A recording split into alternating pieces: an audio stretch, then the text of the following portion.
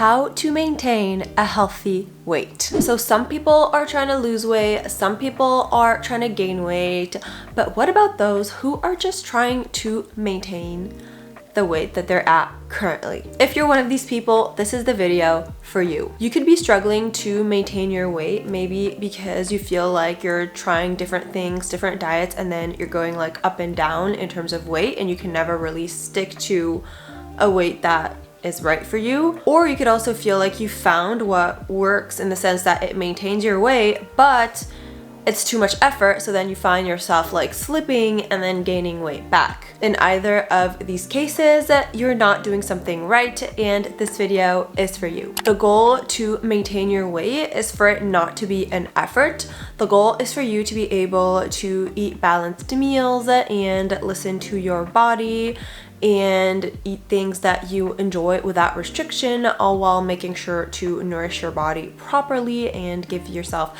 the energy that you need. And you should be able to do these things and maintain a weight that is right for you. First things first, you need to figure out your set point. It's important that you first try to understand your body, and learning about your set point and your set point weight is the first step towards that. And basically your set point is the weight that your body wants to be at without you having to make any particular effort to maintain it. Your set point isn't just one number, it can be in a range, and when your body weight falls within this range, then you won't have any type of pushback from your body every time you do something or have like this minor change or minor shift or whatever. Maybe you're gonna gain like a pound or two, you're gonna stay in that range and all is going to be good. However, when you do try to get out of this range, you may feel like you can do all the efforts in the world, your body is gonna fight back. You're gonna get pushback for trying to get out of this range, and therefore it's not gonna be possible for you to maintain the weight. So if you feel like you're doing things right, but you are constantly fluctuating with your weight, then it could be that your set point weight is a little bit higher than the weight that you're currently trying to maintain, because it's possible that over time your weight kind of shifted and got higher with yo-yo dieting and diet culture and restriction and not eating in the right way for you. So it is possible to get it back down, to get your set point weight back down, but you need to take things very slowly, and you need to be doing the things that I'm going to talk about right now. So the most important step, and if you're not doing this, then you will never be able to maintain your weight, you need to stop dieting. You need to stop trying a bunch of different fad diets that are going to promise you insane weight loss. You might start to lose weight with them, but then you're gonna gain it all back because that's the way that they are designed. I know that they can be very good with their marketing. They can really push you to do things because you want to get that end goal that they promise, but the entire way that they function is to get you to lose a lot of weight, so you think that they work. The second you stop, you gain everything back and then some, and so you think that you have to go back to this diet. But a real way of eating that works will not make you yo-yo like that. So that's the first thing that you need to get out of your head.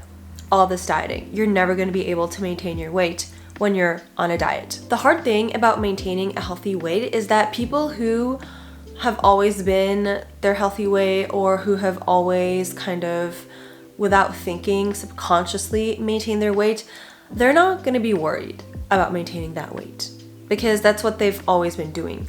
So the people who are worried about maintaining weight are people who are going up and down, and people who are going up and down are people who are trying a bunch of different diets, and people who are trying a bunch of different diets are also people who want to see results fast and they want to get the weight off. And that's really all they care about. And that's why it's not working. It's because in order to lose weight and then to maintain that weight, it needs to go by very, very slowly, because the changes that you need to implement are changes that are lifestyle based and also food based, based on your like eating habits and things like that, but in a way that is very sustainable. So changing small things little by little, and also implementing changes that you can actually maintain throughout your entire life. It's not about doing something for a few days, a few weeks, a few months, and then being like, okay, I reached my goal weight, now I'm gonna stop. If you do that, you're never going to maintain anything. So you need to be putting your efforts in what actually matters. Instead of doing all this research on the different diets, instead of testing out different things to see what works, what doesn't work, what can make you lose weight, what can make you maintain, stop doing that. And here's what you're gonna focus on. You're gonna focus on eating balanced meals. What does that mean? That means that your meals need to be made up of about 75 to 80% of whole foods. And by whole foods, I mean grains, legumes, fruit and veggies, nuts and seeds, certain sources of protein, things like that. Then, of course, there's room, 20-25% of those meals can be things that satisfy you, that are maybe a little bit more like treat foods, that are more refined, processed, and that are like high in fat, high in sugar, all of that. Not only are these foods okay to have, they are actually necessary, because if you're not implementing these foods in your diet, that's how it's not gonna last. That's how it's not going to be sustainable. So you need to be putting all the macronutrients in your meals, macro, micro. You shouldn't be cutting out any type of food group, and you should be making sure that you're getting enough carbs, fat, protein, fiber, all of that for your meals. You also need to make sure that you are drinking plenty of water, that you're cutting back on soda and juice and all the drinks that aren't water, and that you're getting in physical activity, or at least like some movement daily or weekly at least. Literally, that's it. You don't need to go around searching for a bunch of different things. If you want to go deeper in what I'm saying, I have a video on healthy eating for beginners. You can check it out here or in the description.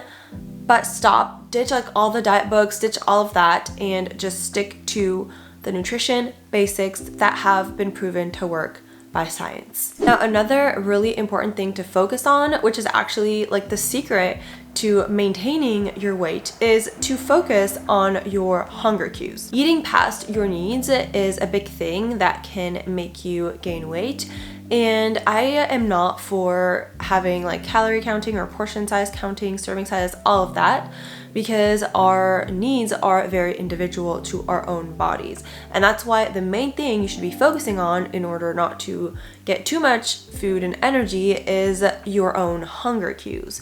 Meaning, yes, you need to learn to stop eating when you're full, but also, more important, you need to actually eat when you're hungry. Because I get clients telling me, well, I can't stop when I'm full. Like, I know that I'm full, but I just keep going. And then I ask them, well, do you eat when you're hungry? And they say, well, I can get hungry, but then maybe I eat like 2-3 hours later. And that's the problem. If you're having your hunger signal and then you're not eating when you're hungry, what makes you think that your body is going to listen to you when you have a fullness signal and stop eating? Like, it's not possible. There needs to be some type of compensation. So you really, really need to learn to eat when you start feeling hungry, and then in turn, stop eating when you're full. And if you really learn to tune into what your body is telling you, if you're able to discern different signals that your body is sending, you're gonna be able to eat very quickly when you're hungry, stop very quickly when you're full, and that is really the key to maintaining your weight. There are a lot of tools that you can use in order to help you learn to listen to your hunger and fullness cues. One of them is the hunger fullness scale. I'm gonna put it right here. So basically, before every meal and after every meal, you need to position yourself on that scale and see whether you are closer to like a number 1, which is a place where you shouldn't be at because it means that you're absolutely starving, or closer to maybe a 9 or 10 when you're finishing a meal, which again is a place that you shouldn't be at because that means that you're completely overly stuffed. And the goal is staying like within the middle kind of numbers. And I have an entire video on this. Actually, I have an entire playlist on mindful and intuitive eating. That can be helpful if you're trying to listen to your hunger cues more. And then just to touch on the basics of mindfulness, in order to be able to listen to your body, this means that you also need to be in tune with the food that you are consuming. If you're eating food in a way that is distracted, then you're not going to be able to listen to what your body is telling you, or things are going to come with a little bit of a delay. So you really need to focus on the food that you're eating, make sure that you're eating it without distractions, that you're really enjoying all aspects of it, the way it looks, the way it tastes, the way it smells, and that you're really taking your time eating a bite, making sure that you're really finished with that bite and enjoying before you take another one. All these things are really important to work on if you want to be able to trust your body more when it comes to your hunger and fullness cues. But again, please check out the playlist I have on that where you're going to get more ideas. Just a little reminder that you can find all of the services I offer on my website, and that's going to be the first link in the description. You can check out things that are paid, like my nutrition coaching sessions or my courses, but there's also a ton of free material, from webinars to ebooks to checklists to challenges, so make sure to check that out. Another very crucial thing to work on in order to stop the weight fluctuations is your relationship with food. And this kind of goes with the point I was talking about earlier on diet culture and why if you're on a diet then it's going to be impossible for you to maintain your weight. It's really the same if you have a bad relationship with food. And when I say a bad relationship with food, I mean if you're constantly dieting or thinking about dieting, if you feel like certain foods are off limits, that you can't have them, if you have fear foods, whenever you see these foods you think that you're going to go crazy and out of control with them, so you would rather not keep them in your home. Or if you feel guilty after eating certain foods, if you feel that you really need to restrict your calories, your food intake, all of these things are signs of an unhealthy relationship with food, and working towards a healthier one is the way to go. You need to understand that all food exists on a spectrum. There are no good or bad foods. All foods will have a moment where they are useful for you, beneficial for you, and when they aren't really, and when other foods would be better. You also need to understand that by restricting certain foods and by having foods that are off limits, that is only going to create this desire, this intense craving for this food, because that's the way our brain works. If you tell somebody that they can't have something, they're gonna want that thing even more. If you're telling yourself, I can never have this food, then you're gonna be putting that food on a pedestal and you're gonna be craving that food every chance you get. Whereas if you're able to treat that food just as any other food and add it to the bunch of other balanced, healthy, nourishing foods that you're eating, then it's gonna lose the power it has over you and you're gonna stop craving it intensely. Working on your feelings of guilt when it comes to food after eating is also absolutely crucial. Food is essential for life. You just cannot live without it, and you should never feel guilty for that, no matter what types of foods you eat. I have an entire playlist on having a healthy relationship with food.